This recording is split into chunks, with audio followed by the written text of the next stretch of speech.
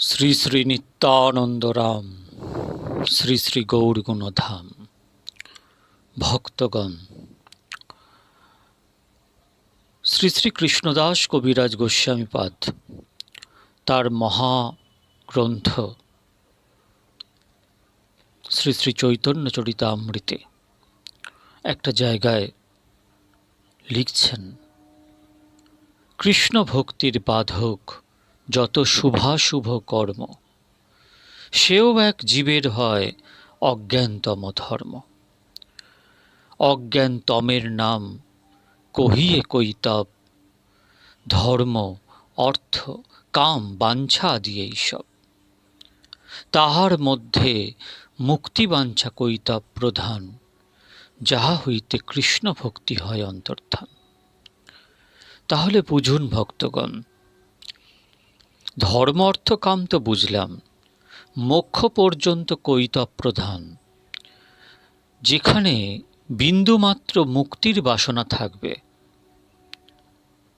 সারূপ্য সাযুজ্য কৈবল্য, সারূপ্য সাযুজ্য সারূপ্য কৈবল্য ইত্যাদি যত মুক্তি আছে,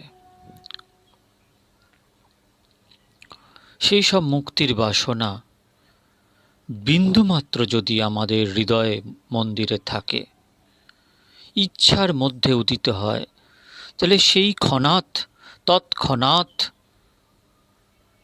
কি হবে? কৃষ্ণের ভক্তি অন্তর্ধান হয়ে যাবে। অর্থাৎ কৃষ্ণের ভক্তি আর আমরা লাভ করতে পারবো না।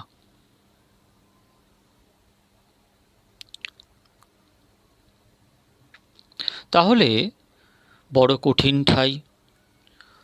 তাহলে এই চারটে পুরুষার্থ, ধর্ম অর্থ কাম মোক্ষ, এই চার পুরুষার্থের যে উপরে যে পঞ্চম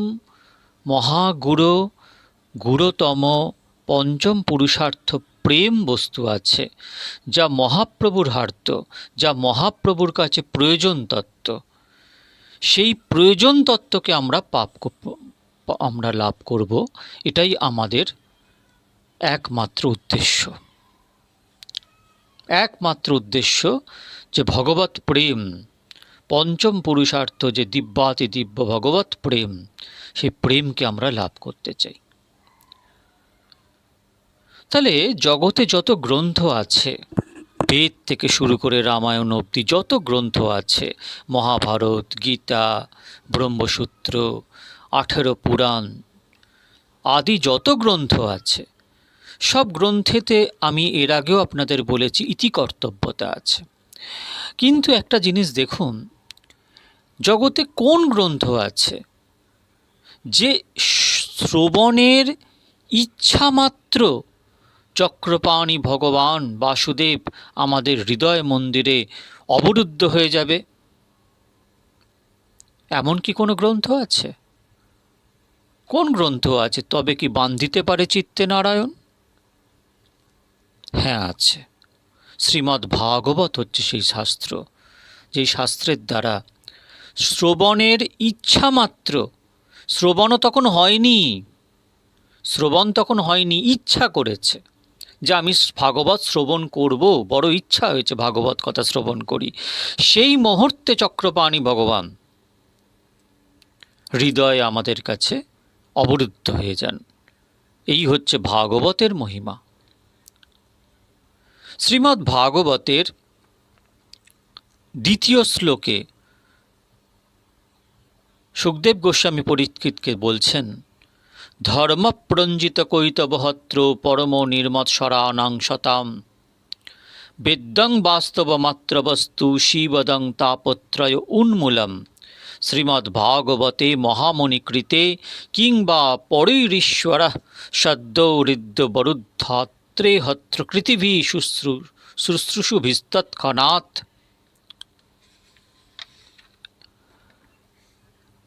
শ্রীমদ্ভাগবত যে সর্বশাস্ত্র অপেক্ষা সর্বাংশেই শ্রেষ্ঠ, এটা জানতে যদি পারি, তাহলে শ্রীমদ্ভাগবত যে শ্রবণ করার ইচ্ছা, সেটার উৎসাহ দুটোই বেড়ে যাবে।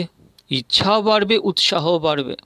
সেজন্য পরম কারণিক চতুর্বেদ বেদার্থ তাৎপর্য অভিজ্ঞ শ্রী ব্যাসদেব দ্বিতীয় শ্লোকে শ্রীমদ্ ভাগবতের শ্রেষ্ঠতা দেখাচ্ছেন, যে ভাগবত কোথায় শ্রেষ্ঠ। কর্তা, প্রতিপাদ্য বিষয় অধিকারী ও ফলপ্রাপ্তির শীঘ্রতাই শাস্ত্রের শ্রেষ্ঠতা প্রতিপাদন করে থাকে। শ্রীমদ্ ভাগবতের কর্তা সাক্ষাৎ শ্রীনারায়ণ, যার নিঃশ্বাস হতে 4 বেদ প্রকাশিত হয়। তিনি শ্রীমুখে ব্রহ্মাকে এই শ্রীমদ্ ভাগবত উপদেশ করেছিলেন। কাজেই কর্তৃগত শ্রেষ্ঠতা শ্রীমদ্ ভাগবতেই পূর্ণরূপে বিরাজিত। কোনো শাস্ত্রই এমন করে শ্রী নারায়ণ স্বয়ং শ্রীমুখে প্রকাশ করেননি। প্রায় সমস্ত শাস্ত্রের কিংবা শাস্ত্র উক্ত সাধন অনুষ্ঠানের অধিকারী সকাম এবং মাৎসর্যযুক্ত ও ভূতদ্রোহী হয়ে থাকেন। সকাম ব্যক্তি কর্মকাণ্ডের অধিকারী, ফলপ্রাপ্তির বৈষম্যবশত তাতে মাৎসর্য অবশ্যম্ভাবী। পুরাণে দেখা যায় সগর প্রভৃতি শত অশ্বমেধ যজ্ঞ করেছেন, দেবরাজ ইন্দ্র তাতে মাৎসর্যবশত বিঘ্ন ঘটিয়েছেন। অশ্বমেধ প্রভৃতি যজ্ঞে পশু জীবাদি বদ্রূপ ভূতদ্রোহ অবশ্যম্ভাবী। কিন্তু ভাগবত ধর্মের অধিকারীগণ মাৎসর্য গন্ধ লেশহীন এবং সর্বভূতে দয়াপরায়ণ। ভাগবত ধর্মাধিকারীর কামনার লেশমাত্র নেই, এমনকি তারা মোক্ষ বাসনায় পর্যন্ত জলাঞ্জলি দিয়ে একান্তভাবে শ্রী গোবিন্দ চরণারবিন্দ ভজনে নিরত হন। একটু আগে বললাম যে যাহার মধ্যে মোক্ষবাঞ্ছা কৈতপ্রধান তাহা হইতে কৃষ্ণ ভক্তি হয় অন্তর্ধান। তাহলে জীবের পরম ধর্ম কামনা বাসনা হিংসা দেশ আদির কোলাহল নিবৃত্ত করে একান্তে পরম আনন্দ ঘনমূর্তি শ্রী গোবিন্দের উপাসনা ব্যতীত কিছুতেই প্রাণে পূর্ণ শান্তি আসতে পারে না। শ্রীমদ্ ভাগবতে অন্যান্য শাস্ত্রের ন্যায় প্রাপঞ্চিক জড় পদার্থের বিচার বাহুল্য নেই। এতে কেবল শ্রী ভগবান রূপ তত্ত্ববস্তু ও তাহার শক্তি মায়া নিয়ে বিচার।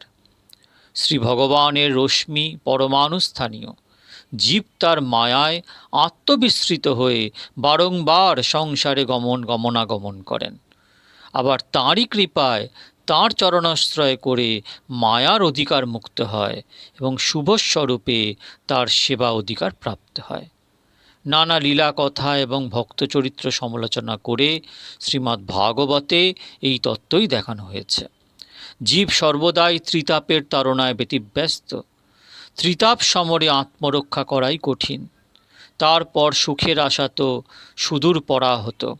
শ্রীমদ্ ভাগবতে বস্তুতত্ত্ব আলোচনাপূর্বক শ্রী গোবিন্দচরণ সেবারম্ভ মাত্রেই যে পূর্ণানন্দময়ের কৃপাবাড়ি বর্ষণে জীবের ত্রিতাপ অনল চিরনির্বাপিত হয়, এটাই দেখানো হয়েছে। অন্যান্য শাস্ত্রোক্ত সাধনে শ্রী ভগবানকে তৎক্ষণাৎ পাওয়া যায় না। জ্ঞান বৈরাগ্য আদির অভ্যাসে ক্রমে ক্রমে কোনো কালে চিত্তস্থির হলে শ্রী ভগবত তত্ত্বের উদয় হয়। কিন্তু বহু জন্ম সঞ্চিত পুণ্যের ফলে যদি কাহারও এই শ্রী গোবিন্দ নাম বর্ণন প্রধান শ্রী ভাগবত শাস্ত্র শুনতে বাসনা হয়, তাহলে শ্রীমদ্ ভাগবত শাস্ত্র কি না, যেখানে শ্রী গোবিন্দের নামই বর্ণন করা হয়েছে প্রধান রূপে। রামচরিতমানসে বাবা তুলসী বলছেন যে আমি এত বড় গ্রন্থ রচনা করলাম, কিন্তু আমি জানি যে বিজ্ঞের সভায় এই গ্রন্থের স্থান নেই, যেটা অবধি ভাষায় লেখা, গ্রাম্য ভাষায় লেখা। সেটা ওনার আমাদের দৈনোক্তি, যে গ্রন্থের ওপর স্বয়ং মহাদেব স্বাক্ষর করছেন, সেই গ্রন্থ তো মহাগ্রন্থ, সামদেব তুল্য। সেই শ্রীমদ্ ভাগবত এবং রামচরিতমানস দুটোতেই বলা আছে। এখানে শ্রীমদ্ ভাগবতে বলা হচ্ছে যে শ্রী গোবিন্দ নাম বর্ণন প্রধান। তাহলে ভাগবতে এত বড় শাস্ত্র ব্যাসদেব রচনা করেছেন, বা রামচরিতমানস যে এত বড় শাস্ত্র গোস্বামী তুলসীদাস রচনা করেছেন, এই দুটোতেই নাম প্রধান, ভগবত নামই প্রধান। তাই জন্য বলা হয়েছে শ্রী গোবিন্দ নাম বর্ণন প্রধান, শ্রী ভাগবত শাস্ত্র শুনতে বাসনা হয়, তৎক্ষণাৎ শ্রী গোবিন্দ তাহার হৃদয়ে অবরুদ্ধ হয়ে যান। এত বড় শাস্ত্র কোন আছে যে হৃদয়ে ইচ্ছা মাত্রই অবরুদ্ধ হয়ে যায়? শোনবার ইচ্ছা মাত্রই অবরুদ্ধ হয়ে যায়। জন্ম জন্ম ভবেৎ পুণ্যম তথা ভাগবতম লভেৎ। তাই ভাগবত শাস্ত্রকে শ্রবণ করুন। বহু ভাগ সে মানুস্তন পাওয়া, সুর দুর্লভ পুরাণ শ্রুতি গাওয়া, গোস্বামী তুলসীদাস আমাদের বলছেন। সুতরাং আকর গ্রন্থ পারায়ণ করুন, তার মধ্যে শ্রীমদ্ ভাগবত। তাই বন্ধু সুন্দর আমাদের বলে গেছে, নির্দেশ দিয়ে গেছেন, ভক্তিশাস্ত্র ভাগবত সদা করো অনুরোধ, দশম স্কন্দ ভাগবত মুখস্থ করিও। এইসব বন্ধু সুন্দরের আজ্ঞা আমাদের ওপরে। তাই ভাগবতের মহিমা অপার। যখন পুতনা উদ্ধার লীলা হলো, তারপরে পুতনা উদ্ধারের পরে ভগবানকে গোপীরা স্নান করাচ্ছেন, দ্বাদশ অঙ্গে ভগবানের দ্বাদশ নাম, যে যে নাম পরবর্তীকালে প্রকট হবে, কিন্তু নাম তো নিত্য, তাই সেই নামেই তাকে অভিষিক্ত করা হয়েছে। তাই ভগবানের নাম জপুন, নামই সব, নাম সব বলে দেবে। মহাপ্রভু তপন মিশ্রকে বলছেন, কলিযুগ ধর্ম হয় নাম সংকীর্তন, চারি যুগে চারি ধর্ম জীবের কারণ, অতএব কলিযুগে নাম যজ্ঞ সার, আর কোনো ধর্ম করিলে নাহি হয় পার। রাত্রিদিন নাম লয় খাইতে শুইতে, যাহার মহিমা বেদে নাহি পারে দিতে, শুনো মিশ্র কলিযুগ নয় তব যজ্ঞ, যেই জন ভজে কৃষ্ণ তার মহাভাগ্য। অতএব গৃহে তুমি কৃষ্ণ ভজ গিয়া, কুটিনাটি পরিহরি একান্ত হইয়া, সাধ্য সাধন তত্ত্ব যা কিছু সকল, হরিনাম সংকীর্তনে মিলিবে সকল। নামের মহিমা শ্রবণ করে নাম না করা সব থেকে বড় নাম অপরাধ। আলস্য সব থেকে বড় নাম অপরাধ।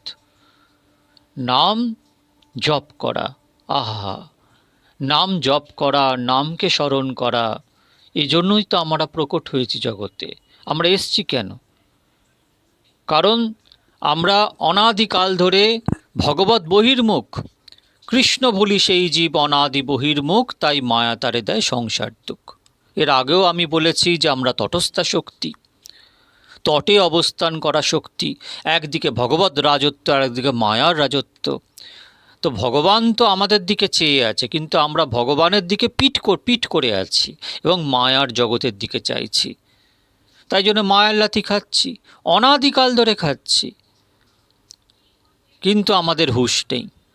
ভগবান নিজে আসছেন, তার পার্ষদদের পাঠাচ্ছেন, তারাও বোঝাচ্ছে, তা সত্ত্বেও হুঁশ নেই। হ্যাঁ, এটাই হচ্ছে অজ্ঞানতা। তো তাই জন্য মহাপ্রভু বলছেন, ব্রহ্মাণ্ড ভ্রমিতে কোনো ভাগ্যবান জীব, গুরু কৃষ্ণ প্রসাদে পায় ভক্তিলতা বীজ। মালি হইয়া সেই বীজ করে আরোপণ, শ্রবণ কীর্তন জলে কর এসেচন। উপজিয়া বাড়িলতা ব্রহ্মাণ্ড বেদি যায়, বিরজা ব্রহ্মলোক পরব্রহ্ম পায়। তবে যায় তদুপ বিরজা ব্রহ্মলোক বেদি পরব্রহ্ম পায়, তবে যায় তদুপরি গোলক বৃন্দাবন। কৃষ্ণচন্দ্র কল্প বৃক্ষে করে আরোহণ। এই তো পরম প্রেম, পরম পুরুষার্থ, যার আগে তৃণতুল্য চারি পুরুষার্থ।